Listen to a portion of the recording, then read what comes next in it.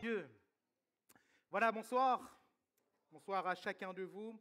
Soyez les bienvenus à tous et à toutes dans ce lieu. Il est vrai qu'on a ce beau programme des enfants. Il est vrai que les familles, peut-être même élargies aux amis, aux connaissances, sont là ce soir. Certains peut-être pour là ou les premières fois.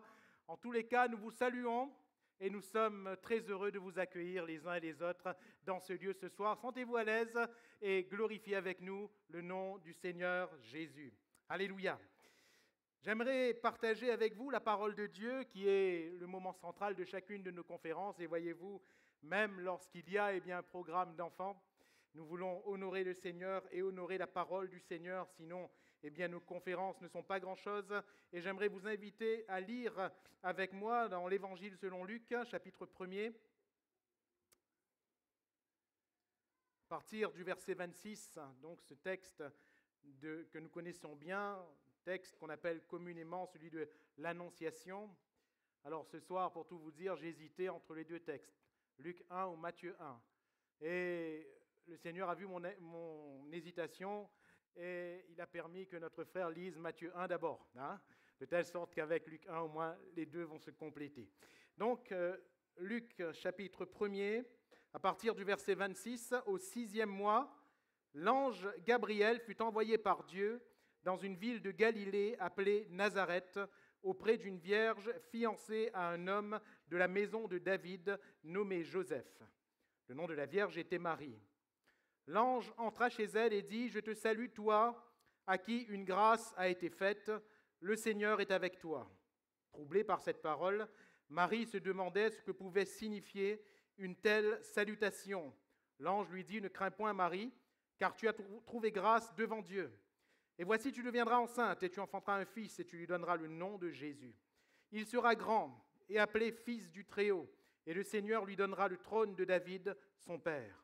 Il régnera sur la maison de Jacob éternellement, et son règne n'aura point de fin. » Marie dit à l'ange, « Comment cela se fera-t-il, puisque je ne connais point d'homme ?» L'ange lui répondit, « Le Saint-Esprit viendra sur toi, et la puissance du Très-Haut te couvrira de son ombre. C'est pourquoi le Saint-Enfant qui naîtra de toi sera appelé Fils de Dieu. Voici Élisabeth, ta parente, a conçu elle aussi un fils en sa vieillesse, et celle qui était appelée stérile est dans son 6e mois. Car rien n'est impossible à Dieu. » Marie dit, « Je suis la servante du Seigneur, qu'il me soit fait selon ta parole. » Et l'ange la quitta. Amen. Gloire à Dieu. Nous parlons ce soir de Noël, qui signifie tout simplement nativité.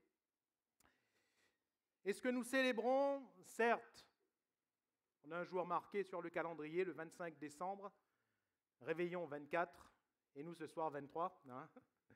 Et ça, ce n'est pas grave. Il y a dans des pays, j'entendais à la radio que dans des cultures, ils le fêtent à partir du 1er décembre. Nous, on est encore loin. Dans d'autres cultures anglo-saxonnes, ça commence depuis la fin novembre, à Thanksgiving. Donc, on est encore loin. Donc, le 23, même si c'est 2-3 jours de fête en plus, ce n'est pas ça le plus important. Le plus important, c'est ce que nous célébrons. Il y en a de ceux qui se battent sur les dates. Nous ne nous battons pas sur les dates. Nous voulons célébrer la nativité. Et la nativité, c'est quoi ? C'est la naissance de Christ. Le fait que le Fils de Dieu se soit incarné sur la terre des hommes, je ne sais pas si nous le réalisons. Le fait que Dieu, le Dieu éternel, le Dieu créateur de toutes choses, soit venu sous une forme humaine sur la terre des hommes. Et que ce Dieu, qui est au-dessus de tout, glorifié par les anges, qui n'a jamais été vu par l'homme, ce Dieu, se rende visible dans une chair semblable à la vôtre et à la mienne. Dans le sein de la Vierge Marie, nous l'avons lu ensemble et les deux textes se complètent, disais-je. Dans le sein de la Vierge Marie, donc, Jésus a été conçu, mais outre le fait de la puissance surnaturelle, puisqu'il s'agit ici d'un miracle, de sa conception dans le sein de la Vierge Marie, il y a eu une suite qui, biologiquement, va être dans le même processus que pour vous et pour moi, à savoir le développement de ce qui est au départ qu'embryonnaire, fœtal, etc., etc. Marie ne va pas accoucher d'une manière surnaturelle, non. Marie va accoucher naturellement, comme n'importe quelle femme accouche. La Bible nous dit que Jésus va grandir comme un enfant. Et outre ce fait qui a été quand même étonnant et marquant, à l'âge de ses 12 ans, si vous préférez, pour sa bar mitzvah, il va confondre quelque peu ces docteurs de la loi dans le temple. Mis à part ce fait, Jésus va grandir tranquillement dans l'obéissance à ses parents.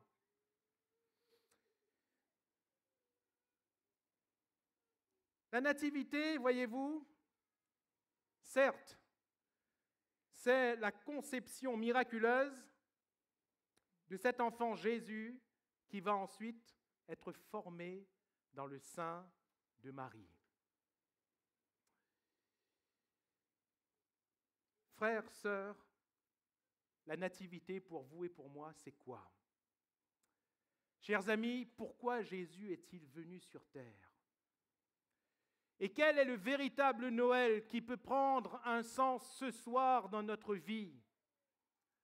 C'est que Christ soit formé en nous. Alléluia. Et dans ce sens, vous et moi, nous devons aussi connaître la nativité. Christ doit être formé en nous. Ce n'est pas seulement l'objet du départ de cette bonne nouvelle de l'Évangile, à savoir Dieu fait homme. Ce n'est pas non plus seulement l'objet du départ d'une vie chrétienne, de quelqu'un qui rencontre Christ. Oui, on parle de nouvelle naissance. Paul va dire dans son épître aux Galates, chapitre 4, verset 19, et c'est étonnant ce qu'il dit, Galates 4, 19, il parle à ces chrétiens et il dit « Mes enfants, pour qui j'éprouve de nouveau les douleurs de l'enfantement, jusqu'à ce que Christ soit formé en vous. » Alléluia. Il est en train de leur dire, Christ, oui, il a commencé, mais ce n'est pas fini. Le processus a commencé, oui. Il y a eu ce point de départ. Il y a eu, si vous voulez, la conception, oui. Il y a eu, et je vais mettre entre guillemets ce terme, la fécondation, à savoir le début de la vie. Cette rencontre avec Christ peut être une réalité pour chacun de nous, oui. Mais la question qui doit venir et revenir chaque jour pour chacun de nous chrétiens, c'est après. Après. Parce qu'il ne faut pas seulement se contenter de dire « j'ai rencontré Jésus telle date, tel jour, telle heure ». Mais après, est-ce que Christ est formé en nous? Ou si vous préférez, si on va prendre ce langage de processus fœtal, est-ce que le Christ est fini en nous? Vous et moi, nous sommes encore sur cette terre, même si nous sommes chrétiens. La réponse est donc non. Non. Mais Paul va dire « Mes enfants, pour qui j'éprouve de nouveau les douleurs de l'enfantement, jusqu'à ce que Christ soit formé en vous. » Celui qui est en Christ, il est une nouvelle créature. Les choses anciennes sont passées, toutes choses sont devenues nouvelles. Alléluia. Ça, c'est une réalité que nous vivons tous. Celui qui est en Christ, il est une nouvelle créature. Si celui qui est en Christ, oui, mais il s'agit aussi de Christ en nous. Nous sommes en Christ. Tout commence. Qu'est-ce qui commence? Un processus. Quel processus? Christ en nous. Et Paul va dire, Christ en nous, c'est l'espérance de la gloire. Alléluia. Christ en nous, il ne dit pas c'est la gloire, mais il est en train de dire nous sommes en chemin pour la gloire. Alléluia. Il y a donc pour vous et pour moi un but à atteindre. Et ce but, l'ange l'annonce à cette Vierge. L'ange l'annonce à Marie, qui ne semble pas tout comprendre, qui au départ, est troublée. Je reprends le terme biblique ici. Qui ensuite est certainement dans quelques craintes, et ensuite dans quelques questions. Là, je ne fais que suivre le cheminement du texte que nous avons lu. Et ce soir, peut-être que quelqu'un est dans les questions, peut-être que quelqu'un est dans toutes sortes de craintes, peut-être que quelqu'un est troublé. Laisse-moi te dire que si tu rencontres Jésus ce soir, Jésus, il ne veut pas être simplement à côté de toi, il veut être en toi. Et si nous avons reçu Jésus en nous, c'est le chemin de la gloire. C'est l'espérance de la gloire. La gloire est au bout, c'est l'espérance que nous avons. Alléluia. La gloire, elle est où? La véritable gloire est lorsque Christ est formé en nous. Alléluia. Il faut que Christ soit formé en nous.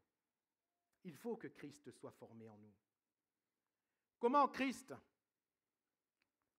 est-il formé en nous? Ce va être l'objet de notre propos ce soir. Comment le Christ est-il formé en nous? Premièrement, par l'accomplissement des Écritures. Alléluia. Comment Jésus est-il formé en moi? Par l'accomplissement des Écritures. Comment Jésus va-t-il être formé dans le sein de la Vierge Marie pour que les Écritures s'accomplissent? C'est ce que nous voyons dans tout ce que va annoncer l'ange. Alors c'est merveilleux ce que cite ici l'ange Gabriel. Il ne fait que citer les Écritures dans ses propos à la Vierge Marie. C'est incroyable. Quand il dit au verset 31, « Et voici, tu deviendras enceinte et tu enfanteras un fils. » Ce sont des exactes paroles du prophète Ésaïe. Et voici, la Vierge sera enceinte. Et elle enfantera un fils. Voyez-vous, c'était écrit. Amen. C'était écrit. Tu enfanteras un fils, tu lui donneras le nom de Jésus. Il sera grand et appelé fils du Très-Haut. Là encore, la parole du prophète, Ésaïe toujours.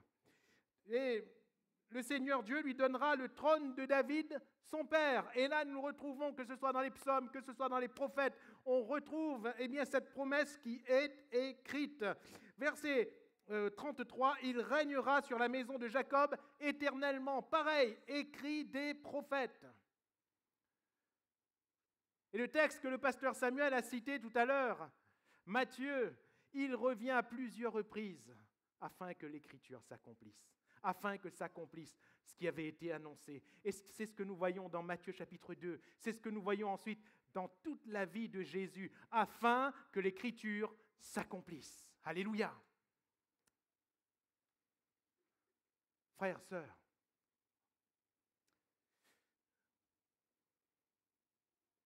pardonnez-moi s'il vous semble que je répète les mêmes choses, mais je crois que cela nous est salutaire. Et je ne me lasse pas de dire, l'ange ici n'a pas inventé une promesse. L'ange ici n'a pas inventé une prophétie. C'est un ange pourtant, mais il n'a pas inventé quelque chose. Quand on regarde même Jésus dans son enseignement, il n'invente pas, il ne fait que reprendre ce qui est écrit. Quand les disciples d'Emmaüs ne le reconnaissent même pas, Jésus va leur dire, « Ô hommes, vous qui êtes lents à croire dans ce qui est écrit. » La Bible nous dit qu'il va commencer par les Écritures. Alléluia. Quand Philippe s'approche de l'eunuque éthiopien, il ne comprend pas ce qu'il lit. Comprends-tu ce que tu lis? Mais comment le pourrais-je si personne ne m'explique? La Bible nous dit que Philippe, commençant par ce passage, par les Écritures. Pourquoi? Parce que Christ n'est formé en nous que par l'accomplissement des Écritures. Alléluia. Jésus est intimement lié à ce qui est écrit. Comment va-t-il faire fuir le diable? Il ne va pas faire fuir le diable dans la tentation du désert avec sa propre parole. Non. Pourtant, on va le dire, c'est le Fils de Dieu, oui ou non? Vous êtes là? Oui? Il n'y a pas d'anesthésie ce soir, c'est bon. Est-ce qu'il est le Fils de Dieu, oui ou non? Oui. Jésus est le Fils de Dieu, oui. Mais qu'est-ce qu'il dit au diable? Il ne sort pas des paroles de son cortex. Il ne sort pas, eh bien là, une soi-disant inspiration qu'il aurait reçue dans l'air. Non. Il est écrit. Alléluia. Il est écrit. L'homme ne vivra pas de pain seulement, mais de toute parole qui sort de la bouche de Dieu. C'est écrit. Tu ne tenteras point l'Éternel ton Dieu. C'est écrit. Tout est écrit. Alléluia. Mes frères et mes sœurs, pourquoi chercher davantage? Pourquoi chercher ailleurs? Puisque c'est écrit. Et concernant Jésus, le Fils de Dieu, celui que nous célébrons ce soir, tout est arrivé selon ce qui était écrit. Qu'est-ce qui doit arriver dans ma vie? Eh bien, il doit arriver selon ce qui est écrit. Sinon, Christ n'est pas formé. Amen. Tant que je ne vois pas se réaliser ce que je lis, Christ n'est pas encore formé comme il le faudrait. Mais plus nous allons voir la parole de Dieu être accomplie, soit par notre obéissance, soit par Dieu lui-même, eh bien, ce seront des étapes supplémentaires quant à la formation du Christ en nous. Alléluia! Jusqu'à ce que le Christ soit formé en vous. Deuxièmement, la nativité. Christ est formé en nous comment?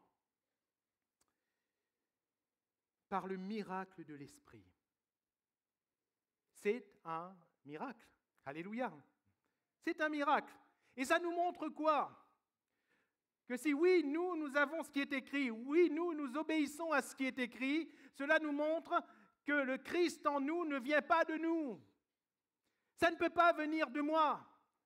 Le miracle, la définition du miracle, vous savez, c'est quoi? C'est ce que l'homme ne peut pas faire.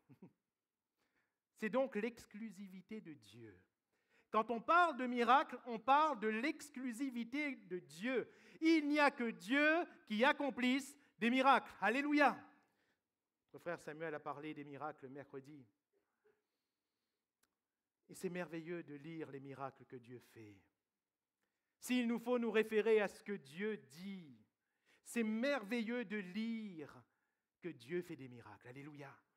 Est-ce que quelqu'un veut croire ce soir que Dieu fait des miracles? Est-ce que quelqu'un veut recevoir dans son cœur que Dieu fait des miracles? Dieu fait des miracles. Et la naissance de Jésus était un miracle. Un miracle que l'homme ne peut pas comprendre.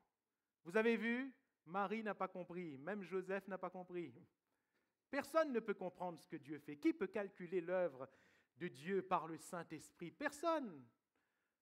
Jésus va dire à Nicodème, eh bien, tu entends le vent, mais tu ne sais ni d'où il vient, ni où il va.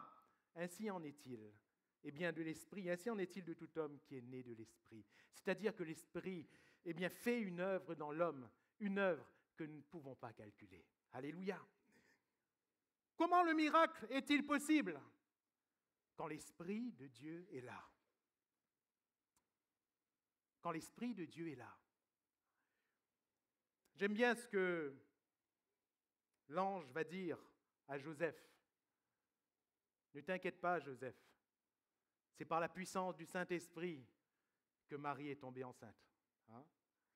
On ne se lasse pas de le dire, il est vrai. On se met à la place de ce pauvre Joseph. Hein? Il se fiance à une jeune fille en tout bien, tout honneur. Il se préserve pur, suivant ce que Dieu veut. Et tout d'un coup, il voit, hein, on se met dans la situation, hein, tout d'un coup, il voit le ventre de sa fiancée gonfler. Va manger McDo, quoi? Non. Il voit le ventre gonfler. Qu'est-ce qui se passe? Et vous savez, 1 et 1 font 2. Hein? Si on reste sur la logique humaine, bien sûr qu'on ne comprend pas. Et il se proposa de rompre secrètement avec elle, parce que pour lui, ce n'est pas possible. Il avait du mal, bien sûr, à échanger avec sa fiancée. Il voyait ce qu'il voyait. C'était difficile, c'était compliqué. Mais l'ange va lui dire, ne t'inquiète pas. Ta fiancée ne t'a pas trompé. Mais comment ça se fait qu'elle est enceinte? Alors explique-moi. Mais tu veux que je t'explique quoi? Un miracle? Le miracle ne s'explique pas. C'est le Saint-Esprit, c'est tout. Alléluia. Comment le boiteux a-t-il été guéri? Par le Saint-Esprit. Comment l'aveugle a-t-il vu? Par le Saint-Esprit. Comment le mort est-il ressuscité? Comment Lazare est-il sorti du tombeau? Par le Saint-Esprit. Et l'ange dit à Marie, qui est là et qui dit, mais comment est-ce que cela va-t-il se faire? Eh bien, l'ange va lui dire, le Saint-Esprit viendra sur toi et la puissance du Très-Haut te couvrira. Alléluia. La puissance du Très-Haut te couvrira. Et quand la puissance du Saint-Esprit nous couvre, le miracle est possible. Jésus peut être formé en nous. Alléluia. Vous vous rappelez, à la création du monde, c'était la même chose. L'Esprit du Très-Haut était là. L'Esprit, le Saint-Esprit était là. Et la puissance du Très-Haut a couvert cette création. L'Esprit de Dieu se mouvait sur les eaux. Alléluia. Tout était informe et vide, mais l'Esprit de Dieu se mouvait sur les eaux. Et personne ne peut comprendre cela. Dieu dit que la lumière soit, et hop, la lumière fut. Comment est-ce possible? Un miracle, oui. Mais c'est parce que l'Esprit de Dieu était là. Alléluia. Comment est-ce que ce boiteux a-t-il été relevé? A-t-il pu marcher à la porte du temple appelé la Belle? Comment? Pierre, il va le dire à ceux qui étaient là, qui étaient subjugués par ce miracle. Il va leur dire, pourquoi est-ce que vous nous regardez comme si c'était par notre propre piété que ce boiteux a été guéri? Non, non. Ce n'est pas nous qui l'avons guéri. Alléluia. Je n'ai ni or ni argent. Mais ce que j'ai, je te le donne. Au nom de Jésus-Christ de Nazareth, lève-toi et marche. Alléluia. Et le Saint-Esprit a raffermi les chevilles de cet homme. Le Saint-Esprit a raffermi les jambes de cet homme. Le miracle est possible par le Saint-Esprit. Dans l'histoire de l'Église, dans l'histoire de la Pentecôte, sans le Saint-Esprit, le miracle est impossible. Alléluia. Impossible. Ce que je viens de vous raconter concernant Pierre, je ne sais pas si je voulais raconter, il y a eu la même histoire parallèle beaucoup d'années plus tard, puisqu'il s'agit du XXe siècle, alors qu'il y avait une évangélisation qui se faisait dans un pays. L'un des deux évangélistes qui étaient engagés dans cette mission, il était en train de marcher dans cette rue. Et alors qu'il marchait dans cette rue, il y avait là un mendiant qui était boiteux, comme dans la scène, boiteux qui était sur le bord du chemin et qui tendait la main. Et en passant, le cœur de cet évangéliste a été triste pour cet homme. Il a fouillé dans sa poche, il avait un peu d'argent, il a attrapé tout l'argent qu'il avait et il a mis dans la main de ce boiteux, de cet homme qui ne pouvait plus marcher. Et puis, tout content, tout fier de l'action, de la bonne action qu'il venait de faire, il a continué à avancer. Tout d'un coup, l'Esprit lui parle. Vous savez ce que lui dit l'Esprit? Ah bon, tu as l'argent maintenant. Tu as l'argent maintenant. Pierre avait dit, je n'ai ni or ni argent. Ah bon, tu as l'argent maintenant. Et il s'arrête. Et tout d'un coup, il est convaincu de péché dans son cœur. Et il retourne voir le boiteux et dit, rends-moi mon argent. Et l'autre ne comprend pas, il rend son argent. Et après, il le met dans sa poche et il lui dit, je n'ai ni or ni argent. Mais ce que j'ai, je te le donne. Au nom de Jésus-Christ de Nazareth, lève-toi et marche. Et d'un bond, il met l'homme debout. Et l'homme se met debout, mais il ne comprend pas ce qu'il arrive. Il commence à chanceler. Et l'évangéliste lui dit, marche, je te dis. Et il commence à marcher doucement, mais on dirait qu'il va tomber. Il dit, marche droit, je te dis. Et il continue à marcher, mais on dirait qu'il va tomber. À un moment donné, l'évangéliste n'en peut plus, lui met un pied. Et il dit, marche droit, je te dis. Et cet homme a marché normalement. Comment est-ce possible? Par le Saint-Esprit. Comment beaucoup au milieu de nous ont été guéris? Par le Saint-Esprit. Comment beaucoup au milieu de nous ont vu des miracles, des signes et des prodiges? Par le Saint-Esprit. Frères, sœurs, le plus grand miracle n'est pas le boiteux qui marche, n'est pas l'aveugle qui voit, n'est pas le sourd qui entend. Le plus grand miracle, savez-vous, ce n'est même pas le mort qui ressuscite. Le plus grand miracle, c'est Christ formé en toi. C'est Christ formé en moi. Ça, c'est le plus grand, le plus beau de tous les miracles. Ce pourquoi Paul travaillait jour et nuit.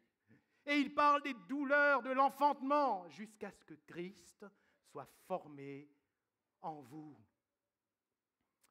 C'était un combat. Dans le contexte, ces Galates, ils étaient en train d'ouvrir la porte à quelque chose qui était dangereux. Des faux docteurs leur enseignaient de revenir au judaïsme pour être sauvés. Et Paul est en train de leur rappeler, mais qu'est-ce qu'on vous a prêché? Que c'est par la foi qu'on est sauvé. Et c'est dans ce contexte qu'il va dire, eh bien, qu'il éprouve les douleurs de l'enfantement, parce qu'il faut que Christ soit formé. Il faut que Christ soit formé. Et troisièmement, dernièrement, on aurait pu voir d'autres points. Et le dernier point n'est pas le plus agréable. Christ est formé en nous par l'accomplissement des Écritures. Christ est formé en nous par le miracle du Saint-Esprit. Christ est formé en nous par la souffrance,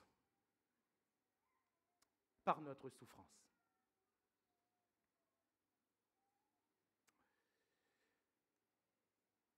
Avec les sœurs, à l'occasion de ce repas, donc lundi dernier, vous avez partagé avec mon épouse a partagé donc la pensée que le Seigneur avait simplement mise sur son cœur, et cela a vraiment attiré mon attention, ce point de la souffrance. Il est vrai que les sœurs, et au passage je vous félicite, parce que Dieu vous a constitué ainsi, il faut le reconnaître, et je le fais humblement, je suis un homme, il faut reconnaître que les femmes savent mieux souffrir que les hommes. N'est-ce pas les frères? Dites Amen, s'il vous plaît. Comme disait le frère Cison, pourquoi vous ne dites pas Amen? Il faut le reconnaître.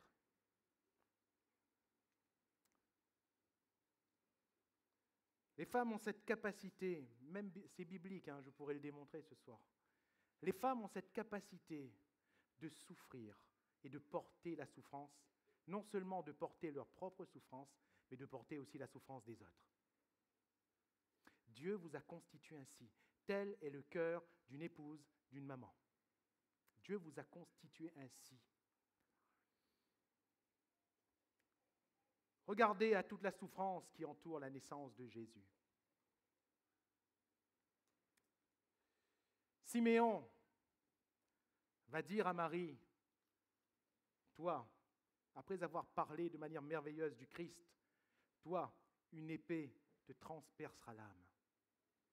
Il est parlé de la souffrance, qui était comme cette épée qui transperce. Une épée te transpercera l'âme. Tu vas souffrir dans tout ce que tu vas voir concernant le Christ, parce qu'elle était émerveillée sur le coup. Tu vas souffrir. Frères, sœurs, bien sûr que nous sommes émerveillés devant le Seigneur. Bien sûr que lorsque nous goûtons la grâce de Dieu, nous sommes émerveillés, subjugués. Alléluia. Mais sommes-nous conscients qu'il nous faut souffrir? Sommes-nous conscients qu'il nous faut accepter la souffrance? Jésus a dit, si quelqu'un veut me suivre, qu'il s'abandonne lui-même, qu'il se charge de sa croix, et ensuite qu'il me suive. Si quelqu'un est là pour la première fois, ou les premières fois, si quelqu'un a été dans l'émerveillement en goûtant à la grâce du Seigneur, je n'aimerais pas faire de la fausse publicité à l'Évangile ce soir et vous dire, ne vous en faites pas, à partir de ce moment-là, tout ira bien. C'est faux. C'est faux. C'est par beaucoup de souffrances et beaucoup de tribulations qu'il nous faut entrer dans le ciel. C'est par beaucoup de souffrances et beaucoup de tribulations que Christ sera formé en nous. Mais est-ce que cette souffrance, nous voulons l'accepter? Est-ce que cette souffrance, nous voulons l'accepter? Paul, pour ce travail, il parle des douleurs de l'enfantement. Effectivement, Marie est enceinte. Vous savez, on a eu 4 enfants. 4 enfants. J'étais à côté de mon épouse pour toute la souffrance qu'elle a connue pour mettre au monde ses 4 enfants. Certes, la joie de voir l'enfant naître efface toute la peine qu'il y a eu à le porter, n'est-ce pas? Oui ou non, les sœurs? Oui, oui. Mais dans la souffrance, c'est dur, n'est-ce pas? J'étais à côté d'elle. Mais même si j'ai vu de mes yeux, même si j'ai entendu de mes oreilles, même si le jour de l'accouchement du premier, ma main était devenue des osselets dans la sienne. Elle a serré ma main était comme une poupée de chiffon dans sa main, tellement elle avait de la force ce jour-là. Je ne pouvais pas me mettre à sa place. Je n'ai jamais pu me mettre à sa place. Frère, sœur, dans ce que tu es en train de porter comme souffrance, personne ne peut se mettre à ta place. Personne. Mais sache que cette souffrance est prévue dans le programme divin. Car c'est par la souffrance que l'enfant est formé. C'est par la souffrance que la nativité a lieu. C'est par la souffrance. Toute la souffrance qui entoure. Regardez la route parcourue par cette femme enceinte. Le nombre de kilomètres parcourus. Regardez à cette femme enceinte en train de chercher un hôtel partout. Il n'y a pas d'hôtel. Et comme elle va accoucher, elle est obligée de le faire dans une étable. Je suis sûr, chère sœur, que pour votre accouchement, vous avez cherché le meilleur hôpital sur Google. Vous avez regardé, ah non, celle-là n'a des risques, celle-là n'a des risques. Ah, l'hôpital, là, elle est bien. Pourquoi? Parce que vous voulez ce qu'il y a de mieux pour la naissance de votre enfant. Marie, en regardant sur Google, elle a vu que partout c'était plein. Et plus de Google, plus rien, il y avait la bergerie. Il y avait une étable avec des animaux. Et c'est là qu'elle a accouché. C'est là. Regardez à toute la souffrance. Notre frère a terminé sa lecture tout à l'heure. Par le temps du roi Hérode, et vous savez ce qui s'est passé. Un infanticide terrible. Des enfants, des nourrissons qui venaient de naître, qui ont été tués ce jour-là. Souffrance. Souffrance. On parle de cette naissance comme quelque chose de glorieux. Oui, on aime parler des anges qui viennent et qui chantent. Oui, on aime parler des mages. J'allais dire les rois mages. La Bible ne dit pas que c'est des rois, on ne sait pas. Mais des mages qui sont venus apporter leurs cadeaux. On voit toute cette gloire. Oui, on voit l'étoile qui se déplace dans le ciel. Alléluia, on prend l'étoile et on la met sur le sapin. Il n'y a pas de problème. Mais est-ce qu'on voit la souffrance? Est-ce qu'on accepte la souffrance? Vous savez, la vie chrétienne, c'est un peu pareil. On aime bien voir les miracles. On aime bien voir le Saint-Esprit, le parler en langue, les dons spirituels. On aime bien entendre la parole. Amen, quelle bonne parole ce soir. Mais est-ce que nous acceptons la souffrance? Car c'est par la souffrance que Christ a été formé. Alléluia. C'est par la souffrance, frères, sœurs, que Christ sera formé en nous. C'est par la souffrance que nous arriverons, que nous atteindrons le bout du chemin où la gloire nous attend. C'est par la souffrance que nous entrerons dans le ciel. Mais est-ce que nous voulons accepter la souffrance? Nous sommes dans un siècle de facilité, où des hommes et des femmes choisissent la facilité, préfèrent la facilité. Et c'est facile, puisque le siècle nous permet. C'est facile quand ça ne va pas de tout lâcher. C'est facile quand ça ne va pas de lâcher l'Église. C'est facile quand ça ne va pas de lâcher sa famille. C'est facile quand ça ne va pas de lâcher son mari, de lâcher son épouse. C'est facile quand ça ne va pas de lâcher ses parents et de partir. Vous voyez, le siècle nous le permet. C'est facile. Mais ce soir, est-ce que tu veux, par obéissance au Seigneur, souffrir? Souffrir. Puisque Jésus nous parle de souffrance. Vous savez, moi, je n'aime pas voir les gens souffrir. Même en tant que pasteur,